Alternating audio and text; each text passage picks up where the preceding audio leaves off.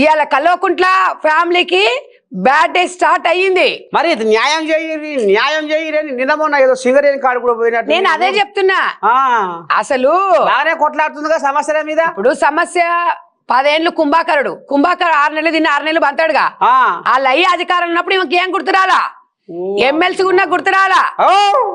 కల్వకుంట్ల కేసీఆర్ బిడ్డ అయినప్పుడు గుర్తురాలే, లిక్కర్ దందాలు చేసినప్పుడు గుర్తురాలే, కోట్లు దండుకున్నప్పుడు గుర్తురాలే, కళ్ళు ఎడునేప్పుడు కర్మ. ఎక్కడి నుంచి వచ్చినావు? జాగృతి నుంచి వచ్చినావు. బతుకమ్మ నీ బతుకు కోసం, అదే బతుకమ్మ నిన్ను మళ్ళీ అదే నేల మీదకి తీసుకొచ్చింది. జాగృతిలో నువ్వు సోపత్ చేసినా కాబట్టి సాహస దోషం ఇన్ని తెలుస్తున్నాయి. లేకపోతే నాకేం తెలుసు? అది కథ. లేకపోతే ఇంత అదిగా మాట్లాడలేం కదా మనము. ఆ గుణం చెప్తున్నా కదా. ఎవ్వరు ఎదగొద్దు, ఎవరికి రూపాయి పెట్టొద్దు. ఇవన్నీ ఇవాళ పోయి ఇవాళ తెలంగాణ వచ్చిన తర్వాత దాచుకున్నది ఎవరు, దోసుకున్నది ఎవడు? ఇవాళ రేవంత్ అన్న మీద అవాక్కులు చవాక్కులు అంటుంది. అసలు కాంగ్రెస్ పార్టీ లేకుంటే మీరెక్కడ? అసలు నీకు ఎంపీ పదవి ఎక్కడా? నీకు ఎమ్మెల్సీ పదవి ఎక్కడా? అసలు నువ్వేంటి? ఇవాళ కల్వకుంట్ల ఫ్యామిలీ అనేది ఎక్కడుంది? తెలంగాణ రాష్ట్రం వచ్చినాక తెలంగాణ కోసం మీకు తెలంగాణ మీ చేతిలో పెడితే రాష్ట్రాన్ని బికారం చేసిరు. ఇవాళ మళ్ళా ఇది సొంత గొడవలాగా, బావ మరదల గొడవలాగా ఏంటంటే ప్రజలు డైవర్ట్ కావాలని చెప్పేసి బావను ఇక బావ మీద అవినీతి. బావ నిన్నమన్న చేసిండు అవినీతి, 10 ఏళ్ల కింద చేసిండు. మరి అప్పుడు ఎందుకు నోరు మూసుకున్నావు? ఓహో, అప్పుడు అనలేదా? తెలంగాణ ప్రజలారా మీరు నమ్మండి, హరీష్ రావు గారి మీద ఈమె వేస్తుంది. మరి ఆ 10 ఏళ్ళు ఎందుకు చెప్పలే? అంటుంది మా బావ అనకుండా, మా బావ అప్పుడు చెప్తుంది. మరి ఇన్ని రోజులు ఎందుకు నోరు మూసుకున్నావు? ఇప్పుడు తప్పు చేసిన అన్న చూసినోడు చెప్పను అంతే తప్పు అన్నట్టు. మరి ఇలా నీకు లావాదేవీలల్లా, మీకు ఆర్థిక లావాదేవీలల్లా మీకు పంచాయతీలు వచ్చినాయి కాబట్టి నువ్వు ఇది చేసినావు, నేను అది చేసినావు. సంతోష్ రావు గాడేమో వాడు 100 కోట్లట, హరీష్ రావు అట. ఇవన్నీ ఎక్కడ పైసలు తాత? అంటే వాళ్ళిద్దరు చేసినప్పుడు ఈమెకు లేదా? ఇవాళ తెలంగాణ రాష్ట్రంలో ఎంత ఎదుగుతే కాదు, దేశంలో ఎంత ఎదుగుతే అంత ఒదిగి ఉండాలి. నీవు 12,000 రూపాయలు కిరాయి ఇంట్లో ఉన్నదానివి 300 కోట్లు హైదరాబాద్కు నడిట్లో 300 కోట్లు పెట్టి నువ్వు ఇల్లు కట్టినవంటే ఎవడి సొమ్ము తాత ఇది? ఎవరి అబ్బ సొమ్ము చెప్పండి? కడుపు కాలేదా మాకు? నీతో పాటు జాగృతుల పిల్లలు లాఠీ చార్జీలు దెబ్బలు తిన్నాం, కాళ్ళు ఇరినాయి, చేతులు ఇరినాయి, ఫ్యామిలీని ఒడగొట్టు సంపాదించుకుందామా పేరు మీద. ఇప్పుడు ఒక్క సొమ్ము కూడా ఇప్పుడు కనిపిస్తుంది. నేను చెప్తున్నా తాత,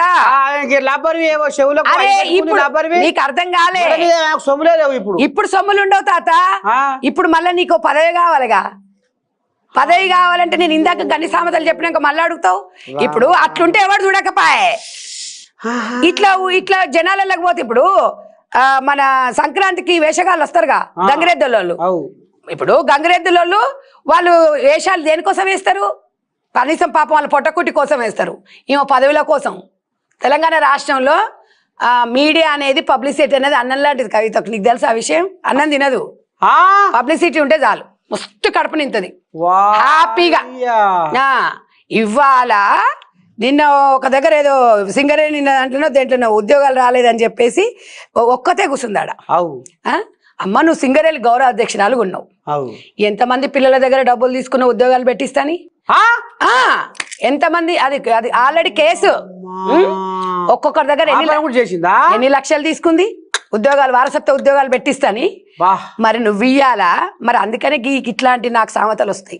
ప్రతివేత పరవాన ఉండకపోతానంటే తెల్లార వరకు జరగాలి అన్నట్టుగా. నువ్వు ఉన్నప్పుడేమో ఇన్ని అవినీతి చేసి కాంగ్రెస్ ప్రభుత్వం వచ్చినాక ఉద్యోగాలు రాలి.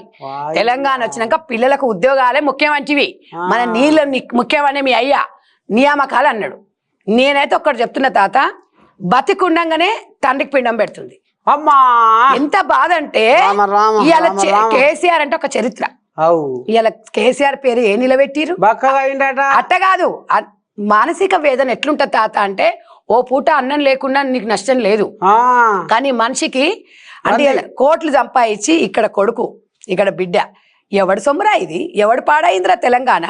వాస్తవం అది అందశ్రీ గారు అట్లా పాడిన ప్రతి పాట ఎవని పాలైంది తెలంగాణ ఇవాళ. అందుకే కర్మ సిద్ధాంతం ఇవాళ మళ్ళా. కాకపోతే ఏంటంటే అందరు పోయేమో అడక తింటారు ఇట్లా, మనమేమో పోయి అందరి దగ్గర పోయి మనం ఇట్లా పబ్లిసిటీ కోసం తిరుగుతున్నాం. బా ఇది ఈ రెండు అడక తినటానికి కవితకు తేడా ఏం లేదు, ఈ రెండిట్లనే ఉంది. నాకు మళ్ళీ పదవి ఇప్పి మరి ఇప్పుడు ఆమె పాచి పెడతట్టుందిగా మరి. ఆమె పార్టీ పెడుతుంది. ఎక్కడి పైసలు ఇవన్నీ పబ్లిక్ 1000 కోట్లు. ఆమె దగ్గర ఉన్న బంగారం, ఆమె దగ్గర ఉన్న వజ్రాలు వైడూర్యాలు ఎవరి దగ్గర ఉన్నాయి? అసలు నువ్వు కళ్ళతోనే చూసినా ఉండే కాదు. దుబాయ్ లో కూడా ఇల్లు ఉంది అంటారు, నిజమేనా? గుర్జ కలాఫేనా ఏందది? ఆడోడు ఓటు ఏదో ఉందట. ఎప్పుడో ఉంది. మనం ఎప్పుడైనా దాని ముఖమన్నా చూసినా అంత మనం చూసినావా మనం? మరి మనము కనీసం